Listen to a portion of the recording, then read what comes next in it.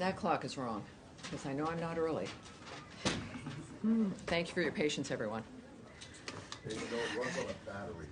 Oh, it runs on a battery. In fact, we just have a time sheet. It might not have ever been. Maybe never. Maybe never. Some things never change, like Matt Lee. Some things never change. All right, so everyone's here. We're all good. Hi, how are you? Do we have a seat? Great, thank you. So I do have something, an announcement I'm going to make, but then I think you've all received the statement that has been released from Secretary Rubio and the NSA Director Waltz, and I'll be reading that as well for those who are watching from home and around the world. All right, we're all good? All right, thank you again, everybody. I just want to remind you as I walk into this room now, this is my third time walking into this room. I do so with a whole host of people behind me, literally and figuratively. And without their assistance and without the staff of this department, this briefing would not be possible. The nature of the work that happens is intensive. It is quiet. I won't say it's anonymous because we all know who's doing the work. But these are people who work every day to analyze, to research, to design, to help move forward the agenda and the policy of the Trump administration and the Secretary of State, and it is a terrific work for the American people. So again, I want to thank everyone for making it possible for me to be standing here as well. So let's get started. Again, I have a little bit of a what we call a topper here for everyone who's watching, and welcome aboard. Let's see here. All right, to begin, as Secretary Rubio made clear yesterday, Venezuela is obligated to accept its repatriated citizens from the United States. This is not an issue for debate or negotiation, nor does it merit any reward. Unless the Maduro regime accepts a consistent flow of deportation flights, without further excuses or delays, the U.S. will impose new, severe, and escalating sanctions. As President Trump made clear in his proclamation, TDA is closely aligned with, and indeed has infiltrated the Maduro regime. Maduro maintains close ties to regime-sponsored narco-terrorists. The Maduro regime must accept back all Venezuelan aliens deported by the United States, especially their murderers, rapists, criminals, human traffickers, and other illegally present criminals in the United States. End of discussion. We will impose new and more severe sanctions upon any failure to do so or delays. Let me be clear, the United States government will enforce the laws of the United States. We will deport illegal aliens from our country, and we will have made clear that we expect countries to accept their nationals illegally present in the United States. We thank our partners in our region and around the world who are partnering with us to stop illegal immigration and combat vicious transnational crime. These efforts help all of us by making our entire region safer and more secure. On the Russia-Ukraine conflict, President Trump spoke with President Putin yesterday. As President Trump said, it was a good and productive phone conversation. Both President Trump and President Putin agreed on the need for this conflict to end with a lasting peace. They agreed, quote, the movement to peace will begin with an energy and infrastructure ceasefire, as well as technical negotiations on implementation of a maritime ceasefire in the Black Sea, full ceasefire and permanent peace. Today, President Trump spoke with President Zelensky. As President Trump said, it was, quote, a very good telephone call, with much of the discussion based on the call made yesterday with President Putin in order to align both Russia and Ukraine in terms of their requests and needs. In addition to these conversations, everybody's talking. Special Envoy Witkoff met with Putin last week. Last weekend, Secretary Rubio spoke with Foreign Minister Lavrov, and, of course, Secretary Rubio and National Security Advisor Waltz met with the Ukrainian delegation in Jeddah. Negotiations will continue in Saudi Arabia in the coming days. On reports of Russian strikes on civilian infrastructure overnight, attacks like these are precisely why President Trump is committed to peace. It is time for the death and destruction to stop and for an end to this senseless war. As Secretary Rubio has said, there is no military solution to this war. All sides need to move to a ceasefire. President Trump has made this clear as well. We cannot get to the table for negotiations to end the war without a ceasefire in place. The shooting has to stop first. Finally, we'd like to welcome home the NASA astronauts, Butch Wilmore and Suni Williams, which, of course, we all watched yesterday. It was a remarkable scene with the dolphins that greeted them in the ocean also getting their own time on television. It was a fabulous event, and it reminded us about the nature of the 21st century, the modern age, and how progress continues. Now, you also have, that's the opening here of what I've seen, of course, over the last 24, 48 hours. Of course, there's always something that feels like it should have been a month of news that is happening on a daily basis. But we also have a direct statement, which I'm going to read to you as well, and to those who are watching from home or from their offices and from around the world, a statement from Secretary Rubio and the National Security Advisor, Mike Waltz. And this also directly addresses some issues that we're expecting to come up, certainly in the next week, and the nature of where things stand at this point. And so here is that statement from the Secretary of State and the National Security Advisor. Today, President Donald J. Trump and Ukraine's President Volodymyr Zelensky had a fantastic phone conversation. President Zelensky thanked President Trump for a productive start for the work of the Ukrainian and American teams in Jeddah on March 11th. The meeting of the senior officials from both nations significantly helped in moving toward ending the war. President Zelensky thanked President Trump for the support of the United States, especially the Javelin missiles that President Trump was first to provide, and his efforts towards peace. The leaders agreed Ukraine and America will continue working together to bring about a real end to the war, and that lasting peace under President Trump's leadership can be achieved. President Trump fully briefed President Zelensky on his conversation with Russian President Putin and the key issues discussed. They reviewed the situation in Kursk and agreed to share information closely between their defense staffs in the battlefield situation as the battlefield situation evolved. President Zelensky asked for additional air defense systems to protect his civilians, particularly Patriot missile systems. President Trump agreed to work with him to find what was available, particularly in Europe. The two leaders also agreed on a partial ceasefire against energy. The technical teams will meet in Saudi Arabia in the coming days to discuss broadening the ceasefire to the Black Sea on the way to a full ceasefire. They agreed this could be the first step toward the full end of the war and ensuring security. So let me just remind you here that that is technical teams. It will not be principals going to those negotiations. President Zelensky was grateful for the president's leadership in this effort and reiterated his willingness to adopt a full ceasefire. President Trump also discussed Ukraine's electrical supply and nuclear power plants. He said that the United States could be very helpful in running those plants with its electricity and utility expertise. American ownership of those plants would be the best protection for that infrastructure and support for the Ukrainian energy infrastructure. President Zelensky also thanked President Trump for continuing to push humanitarian concerns, including the exchange of POWs. He noted that they had just had a successful exchange and thanked the president for his leadership. President Trump also asked President Zelensky about the children who have gone missing from Ukraine during the war, including the ones that had been abducted. President Trump promised to work closely with both parties to help make sure those children were returned home. They agreed all parties must continue the effort to make a ceasefire work. The presidents noted the positive work of their advisors and representatives, especially Secretary Rubio, National Security Advisor Waltz, Special Envoy Kellogg, and others. The presidents instructed their teams to move ahead with the technical issues related to implementing and broadening the partial ceasefire.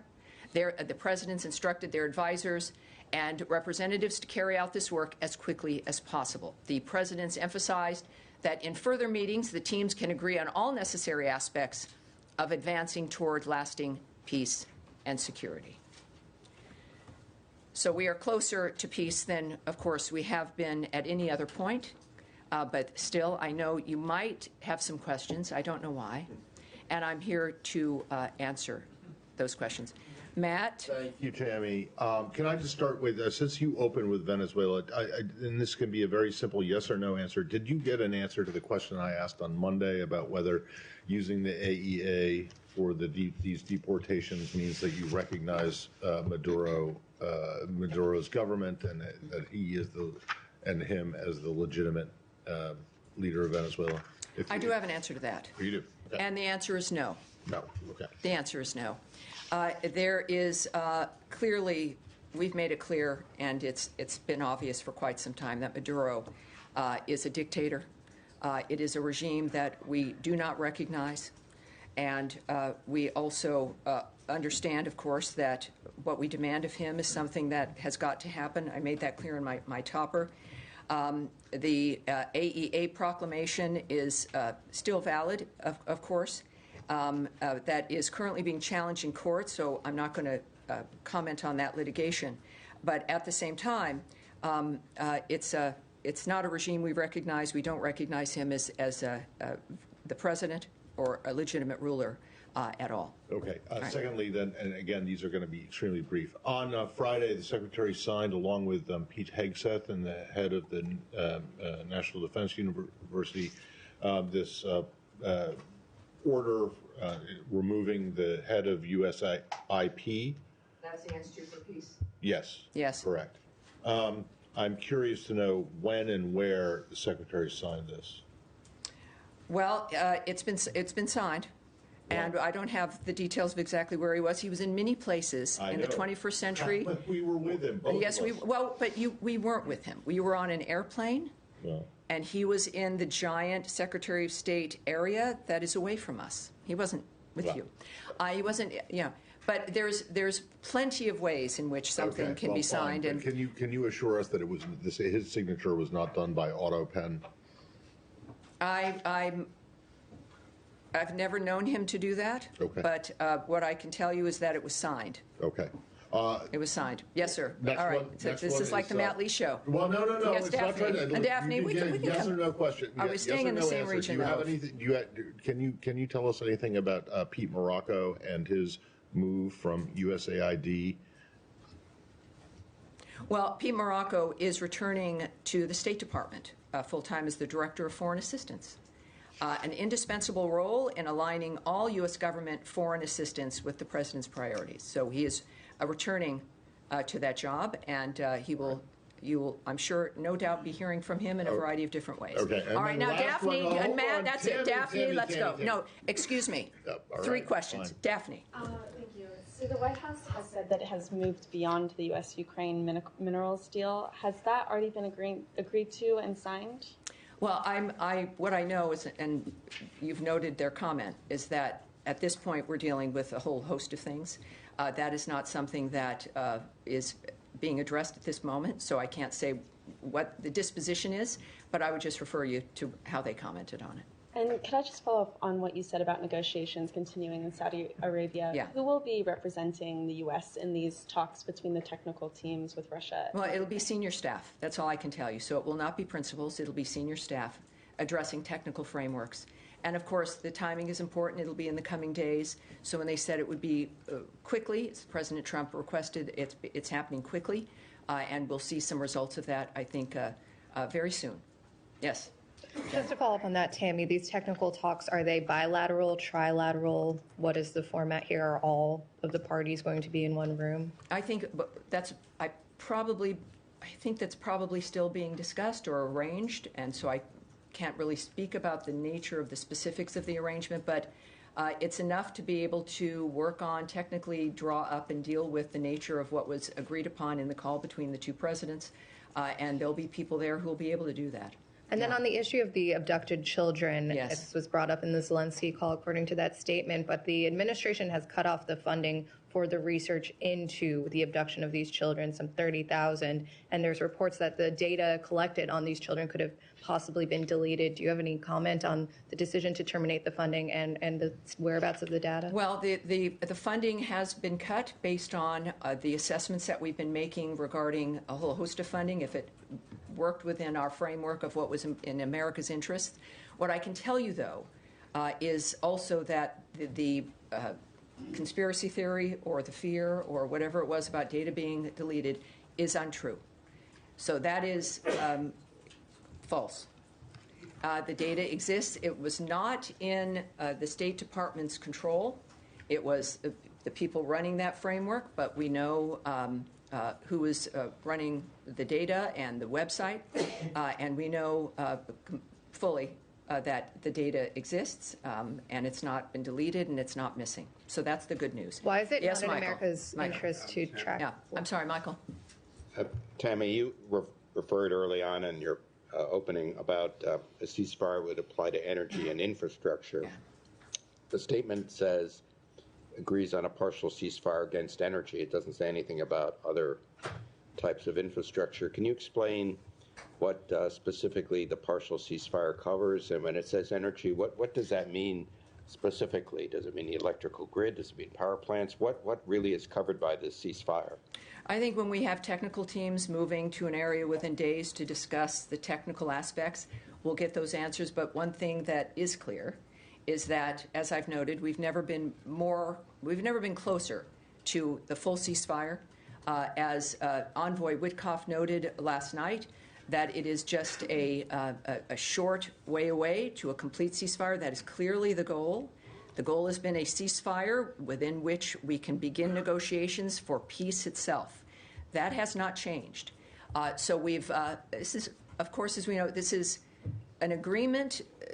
This agreement reflects us being closer to an end to this, and is really the first agreement that it has created the potential of a de-escalation, which is what we want, and, of course, closer as a result to a full ceasefire, so that this can end. The conversations between the parties involved, President Trump, the Secretary Rubio, Waltz, Witkoff, Kellogg, et cetera, multiple conversations to all the parties involved, and they've actually moved to the table in this regard through shuttle diplomacy, and so we've never been closer. So at this point, when it comes to the technical understanding, we'll learn that certainly in a few days, but this is the right trajectory brought to you by President Trump and his Secretary of State, Marco Rubio.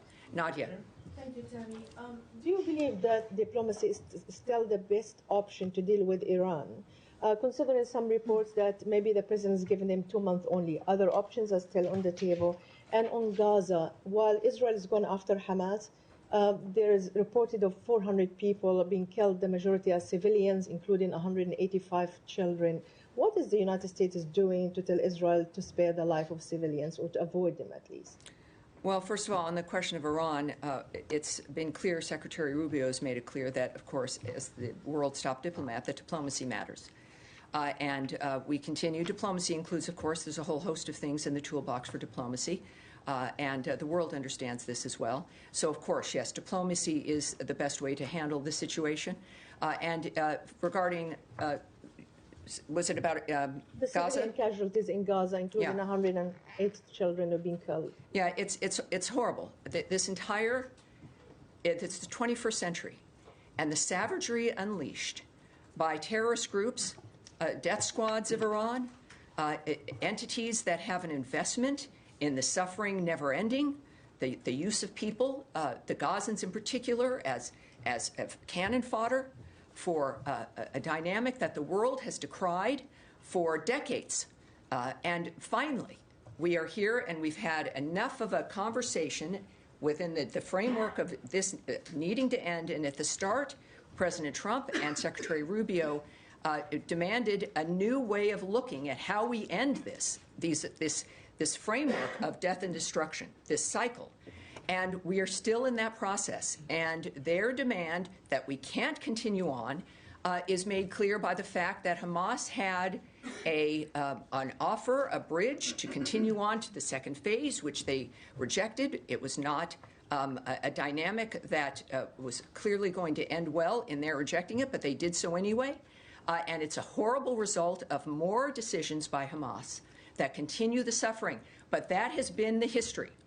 And so we not only decry the loss of life and the impact on children around the world, but enough to where President Trump has one term, and his focus has clearly been peace on this planet in every single fashion. And it will essentially be able to work because he's known to get results, he's known to be serious, and we're seeing it move forward. So it's a shame that Hamas has allowed this to occur, but look nowhere else other than the people who have facilitated this suffering from the beginning. The Trump administration, Secretary Rubio, the Department of State of this country are determined and are the ones working to make sure that this stops. And certainly the region understands that this is a real opportunity, finally, to change what's been happening in the world. Yes, sir. Tammy, can I? Yes, staying in this region, please. I was just wondering if Secretary Rubio had any conversations since the strikes with his Israeli counterparts, and are you trying to ensure that when Israel does these strikes using U.S. weapons that they're targeting, being as careful as possible in their targeting? I can tell you that, of course, our teams are constantly in touch. There's been no phone call arranged yet, direct phone call between Secretary Rubio and Israeli counterparts or Israeli leadership. But, of course, this is not a situation where if it's out of the news, the teams working to change the environment stop and leave an office or stop and just do something else. So this is a constant, as you might imagine, a constant effort on every element of foreign policy, certainly when it comes to war, ceasefires, ending conflict.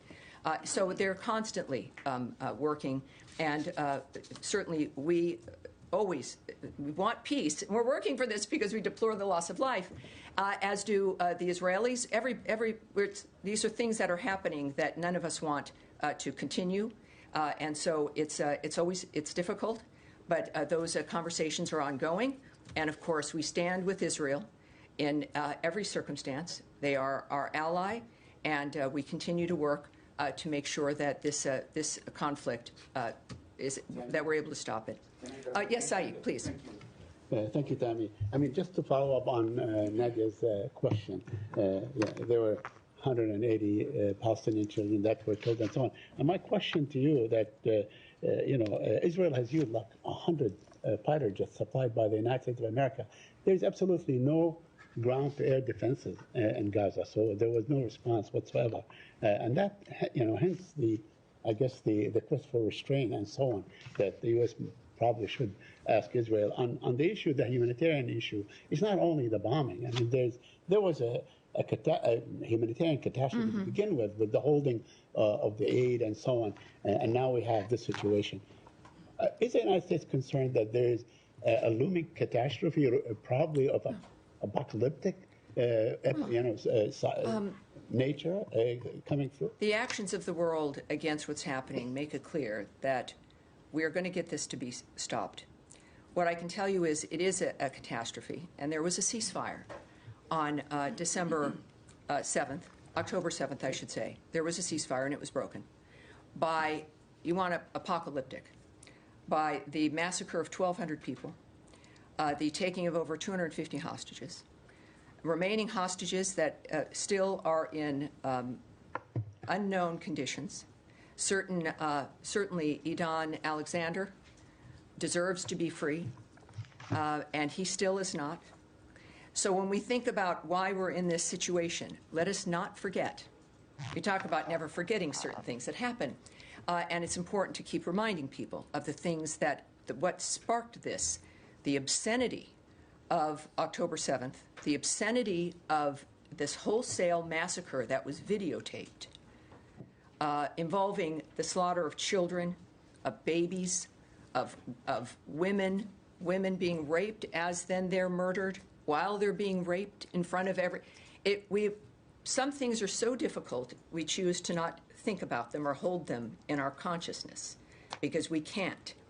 But in this situation, it is a mistake to look at dynamics within a section of what has occurred and remember the history of what has led us here and the extraordinary surprise at the American approach, the Trump approach, to try something new because this can't continue as a civilized world.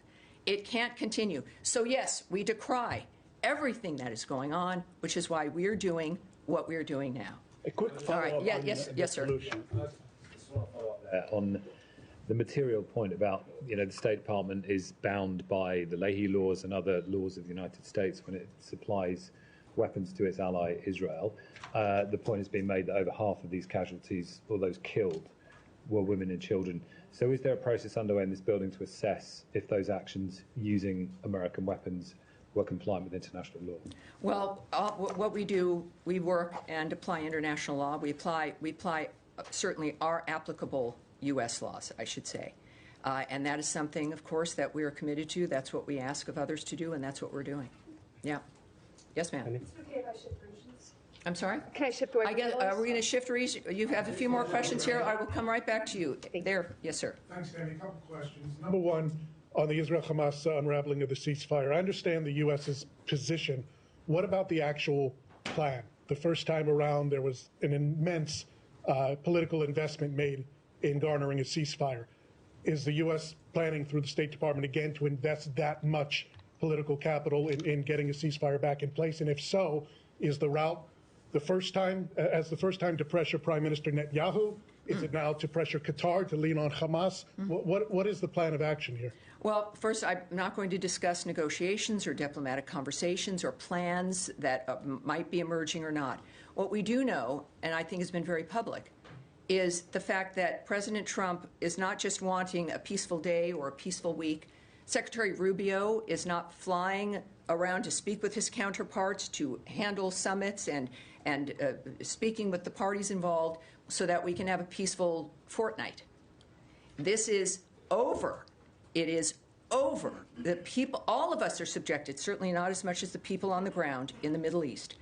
But the world has to be done with this situation. So the commitment, we would, with the nature of what President Trump has already been able to create in his first term, in his personal life, the nature of the commitment of Secretary Rubio, that we have got an understanding of what, enough of a history of knowing what has happened, that we know it has to be handled differently. The region understands this, and the Trump administration we have this window of this administration to change the trajectory of what has been decades and decades, coming up on 100 years of carnage that is now unacceptable. So if it's going to be done, everything that is necessary to get it done will be delivered by President Trump.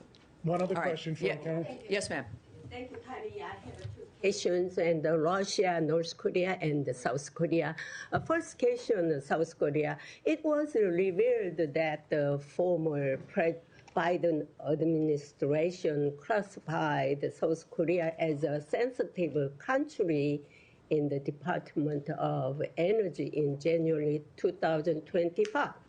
What is the specific reason for classifying South Korea as a sensitive country, and what is the Trump administration's stance on allies? And all right, so let me answer that.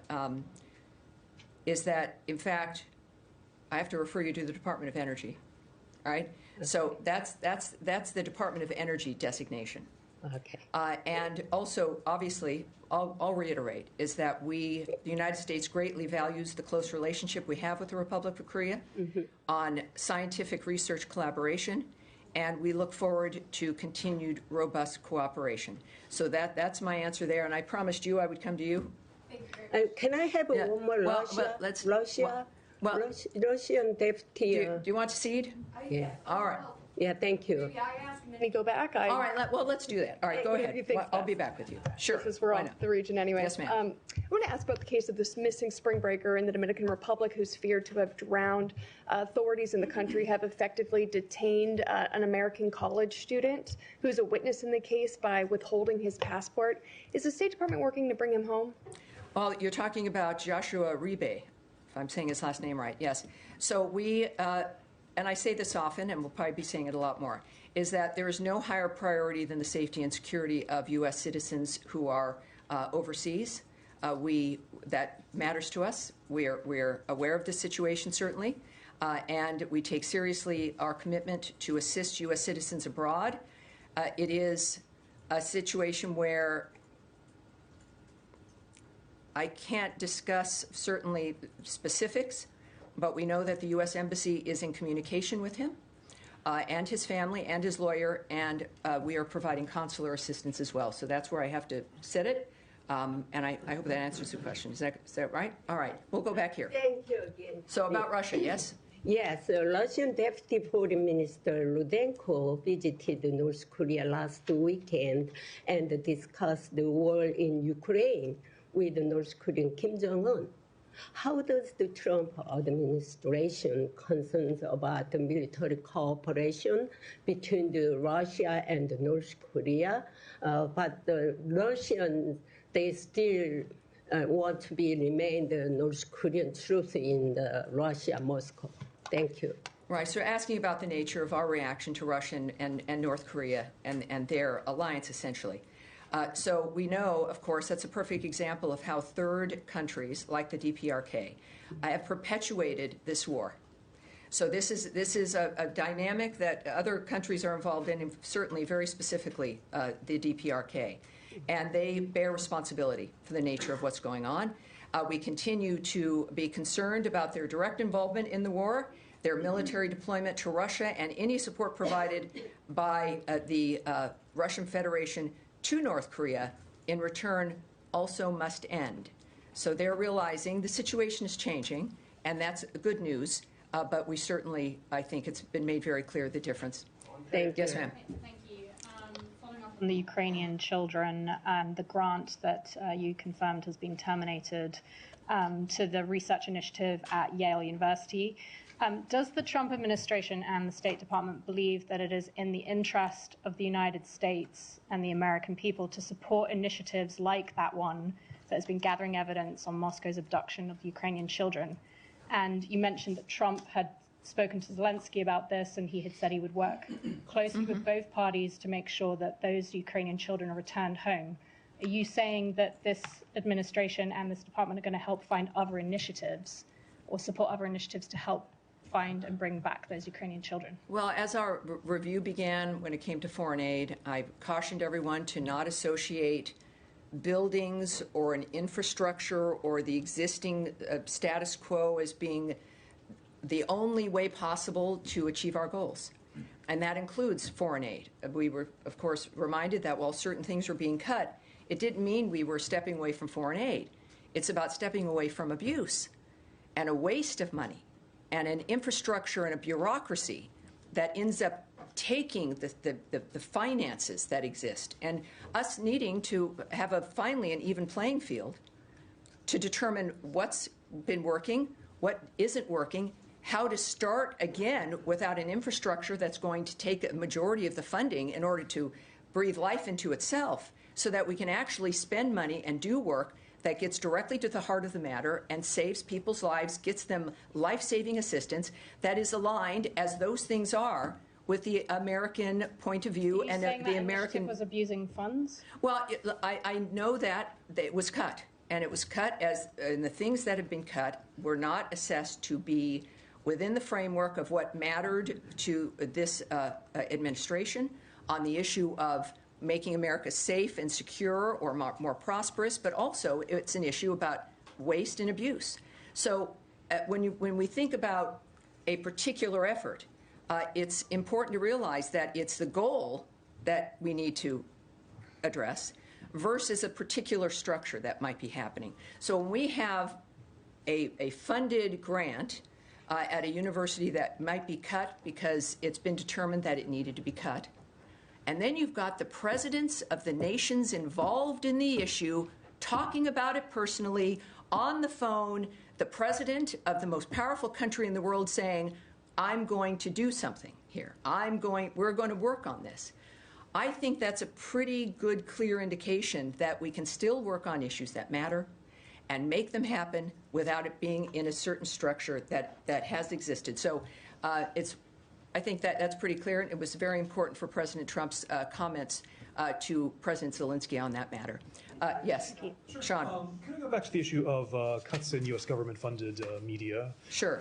Radio Marti, the Secretary has long been supportive of that. It's broadcasting into Cuba. Does the Secretary support the elimination of Radio Marti? I have not spoken to him about the specifics of the nature of these particular programs. But what I said on Monday is I'll repeat here. is that the American sensibility, we value and have talked about, and it matters to us, the issue of people's voices being heard, the issue of freedom of speech, freedom of expression, and the ability, I think the desire and the ability to do that is always a priority when it comes to how we spread the word of democracy and want to improve the quality of people's lives. How that happens might change over time. And I think that's, again, bringing us back to the fact that we've gotten used to a certain infrastructure, but how we apply the values that we hold may change. And so I will ask him, we'll take that back as a specific question for the Secretary. That is something that I think is important, and I'll find out for you. But what I do know is that his number one priority is to make sure this nation is safe financially, that Americans are safe, that we are secure within this world, and that's going to be part of, I think, the transition that happens. Yes, yes sir. Going back to Ukraine talks, if I may, the Secretary last week met with his Ukrainian colleagues, and he discussed full ceasefire deal. And he gave a press conference, the latest one I think was in Canada, where he said that, when we're going to talk to Russian leadership, we will know if they say no, I'm going to quote the Secretary, it will tell us a lot about their goals and what their goals are and what their mindset is. The concerns that, with current achievement you have, Russia might be using these negotiations to accelerate victory, to weaken Ukraine, to strengthen itself. Energy, infrastructure deal or ceasefire will help Russia more than Ukraine.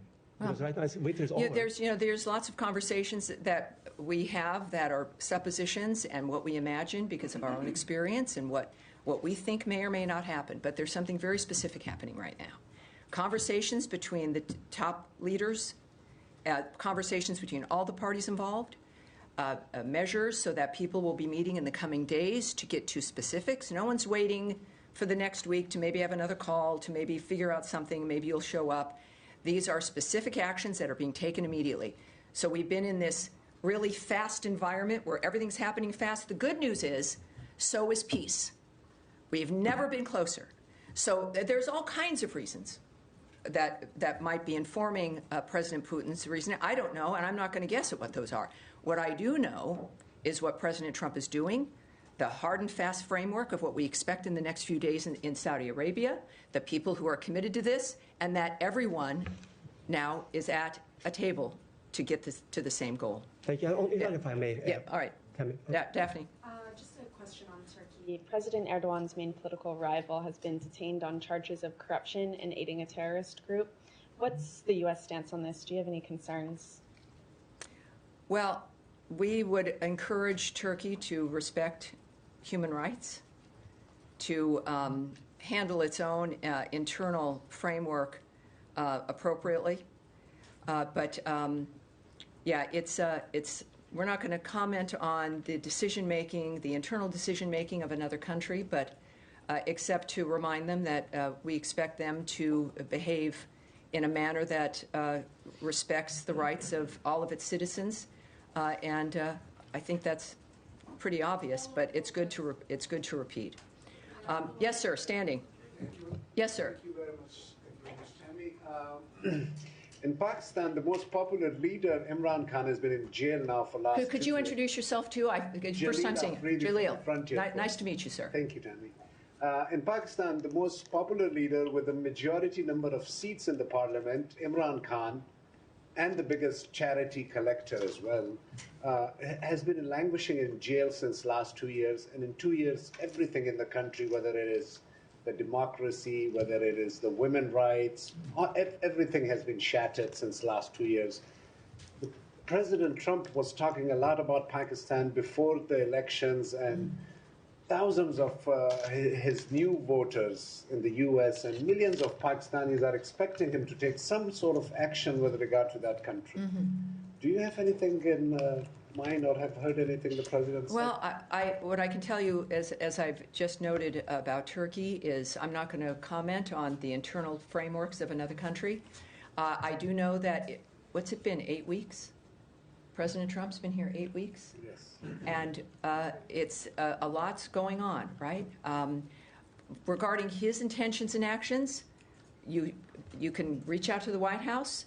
But I do think that, President Trump has made it clear that, as has Secretary Rubio, that we care about the planet, we care about our neighbors, we care about what's happening on the globe, and that's been evidenced by our actions.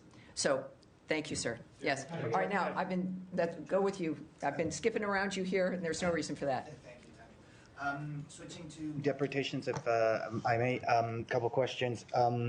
One, has there been any direct exchanges with Venezuela since last Saturday regarding the deportation flights that you mentioned before, the ones that are supposed to take Venezuelans directly back to Venezuela?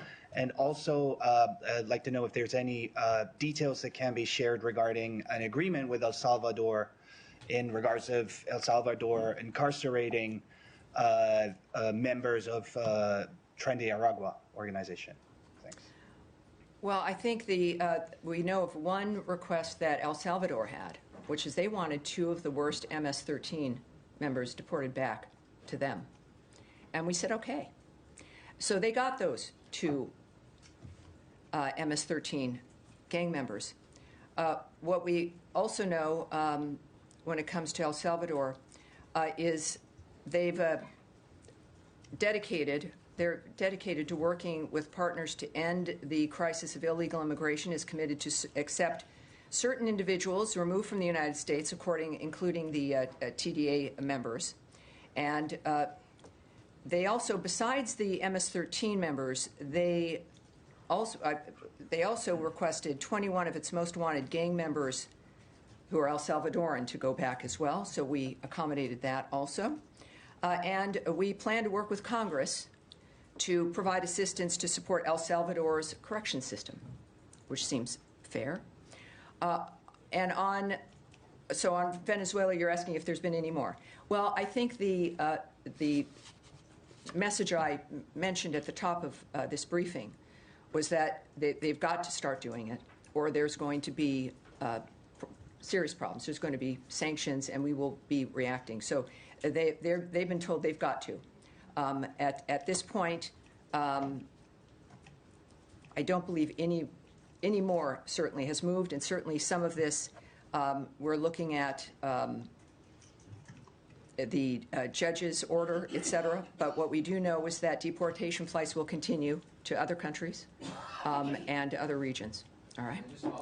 Oh, yes, please. Yes, Nick. On Friday, Special Envoy Grinnell announced that Venezuela had agreed to accept the repatriation flights. Well, that's nice. It's nice to say so, and doing it will be an important gesture. But have they signaled that they're reneging on that agreement that's been announced, or? Well, again, I'll refer you to the Secretary's tweet, which I think speaks for itself. It was very strong. President Trump said also that Maduro has not been taking Venezuelan deportees back fast enough. And this is not something that will be negotiated. Also, nor does it merit any reward of any sort. And also, if he does not accept the return of the deportees, of course, we will start to employ escalating sanctions. So it is about what our requirements are for well, I'll just leave it at that. I was going into my talk radio mode, and that was not going to be appropriate. Yes, sir. Thank you very much. From Al Jazeera. Very good. Nice to meet you. I just want to go back to the statement about Ukraine, in which it is stated that American ownership of power plants within Ukraine would be a way of guaranteeing their protection. Is we talking about physical ownership, taking over ownership of the plants from the Ukrainian authorities? Well, again, that comes from President Trump, who is one of the best businessmen we think has ever been around, and he knows how to make deals. And there's a serious consideration, in fact, that if you have an American-owned entity via a company, perhaps not certainly the government necessarily, that creates, I think the presumption is that it creates a deterrent to strike, that you have also an economic partnership that increases the economic viability of a nation, the general, certainly infrastructure stability of a nation. When you have people running your infrastructure, or in a particular part of the infrastructure, who know what they're doing, And that maintains not just the economic framework, but also a security framework because of the nature and the need for energy. It also is, I think it is, and I don't want to presume what President Trump was considering, but just as a regular person, you'd realize that it is probably somewhat beneficial to have an economic relationship with a nation that has a history of being able to protect itself and protect its friends, and makes it a little bit more difficult to attack you because of what the results might be. All right. On the release document? Yes, sir. Ahmed Hazim, Jazeera Arabic. Just want to go back to Gaza. I don't think that I got some of your answer there. Is the U.S. proposal that Hamas rejected, as you said, is it still on the table? And are you still pushing for another kind of a deal that to end this new escalation now and get us back to the track to negotiation for the second phase of the original ceasefire agreement? Yes, knowing the envoys, the special envoys that we have, it's not that anything is off the table. It is about adhering to what the bridge would be and would have been, and that is something that can still happen. So that's what we hope for. It's why we do this, right? It's wanting to have that and to try to forestall saying no and going back to the old dynamic. So when you've worked hard on an issue and it's a proposal that's been made, that certainly is something that can be revisited. All right. Yes, sir. Okay. Thank you, Tammy. One question on Iraq. How does this administration, looking at the disputes between Erbil and Baghdad over the... I'm sorry, between what? Between the Kurdistan region of Iraq and Iraqi government over the energy issue and also over the budget issue. And are you willing to help to resolve this issue? And my second question, you said the diplomacy is the best tool to approach the Iran to resolve the issues between you. But what we hear from the Iranian foreign minister, they say that there are that they don't go to negotiate with the U.S. with the maximum pressure. How do you see this condition? Are you willing to get them some relief? Well, here's what I'll say about the Iraqi government, that we're urging the Iraqi government to reach an agreement. You're talking about energy, yes? Yeah. With the international oil companies to resume oil exports through the Iraq-Turkey pipeline as soon as possible, and to honor the existing contracts with U.S. companies. So that's part of the issue. Reopening the ITP ensures Iraqi oil can reach global, especially European markets. Iraq benefits from the stability of resilient supply chains, as we all do. Regarding Iran, I can't speak to their reasoning on most anything, obviously. But President Trump has an approach that he is committed to because he wants a result. And we are seeing some of those results now, and we will continue to see more. Certainly, the Houthis are seeing the results of what we are committed to do to make sure that things change in this planet. And I have no doubt Iran has noticed that. Yes, ma'am. Yes, there are reports in the Lebanese media that I'm sorry, in which media? Lebanese media. Lebanese media, yes. Yes, that Morgan Ortagus had calls with the speaker and the prime minister, pressuring, I'm quoting here, pressuring them to start negotiations, political negotiations with the Israeli beyond the ceasefire. Is this accurate? Are you trying to start negotiations? Well, so you're asking a question about something that you saw in media that may or may not have happened, and so is a hypothetical, and that I should speculate. I can't do that. We're going to move on. Yes, ma'am, in the back. Right there. With glasses. Yes, ma'am. I want to move to the Red Sea, please, and talk about the Red Sea. I'd say stay right here, but yes, go ahead. Yeah, the commercial activity there obviously very disrupted. Is the United States working with partners like Great Britain, Egypt, and Saudi Arabia to solve the problem with Houthi attacks in the Red Sea? Or is that just a U.S. Attack right now? I need to go back and check, because I was going to presume here, and I need to go back and check and see regarding what other elements might be involved. But let's make sure we get that to her, should we? All right, good. Can I also ask that on Ukraine, with the power plants in Zaporizhia, Mykolaiv, and Kursk, if there's any move to have some observers come and look, because those have been, at least on generators, some of them for 3 years. Well, I'm sure that when we're just, what Saudi Arabia will have with this meeting of technical individuals, that's even a point after a ceasefire's been achieved, right? When you have observers, right? That is not, none of that is going to be discussed. Nothing with either Russia or Ukraine can be discussed regarding that until we have a ceasefire, to where then we can move to talk about the specifics of how to implement the security as we move forward. So we will. There are people that are in place to observe. All right. We do one more? Yeah, and I'm sorry? On Bangladesh? Bangladesh. All right, yes. Thank you so much. And Tammy, congratulations. This is your third time, but this is my first time here. Thank you so much. All right, good. So I'm not the newbie then. Okay. Good. U.S. Intelligence Chief Ms. Tulsi Gabbard has warned about Bangladesh that growing threat of Islamist extremism and effort to establish an Islamic caliphate. While she didn't directly accuse the interim government of, led by Muhammad Yunus, but Muhammad Yunus has vehemently denied this concern, calling them untrue. However, just yesterday, a large pro-caliphate rally took place in Dhaka University. If you let me, this is the picture here, raising serious concern about the situation. Given the U.S. government ongoing concern, U.S. considering taking serious action such as sanction against U.S. government. And second part, may I address this? In general, may I address this, sir? And Thank you. 8 years. I think we're looking for a response, and I'm going to give you one. Please. We condemn any instances of violence or intolerance directed toward members of minority communities in any country, and have welcomed measures taken by Bangladesh's interim government to ensure safety and security for all in Bangladesh. That's what we're watching. That's what we expect. And that will be what continues. And Thank you, everyone. We've got a very busy day in front of us. Thank you, everyone. Thank you so much. Thanks for being here. We will do it. I know there might be more things to talk about on Friday. Thank you, everyone. Have a great day.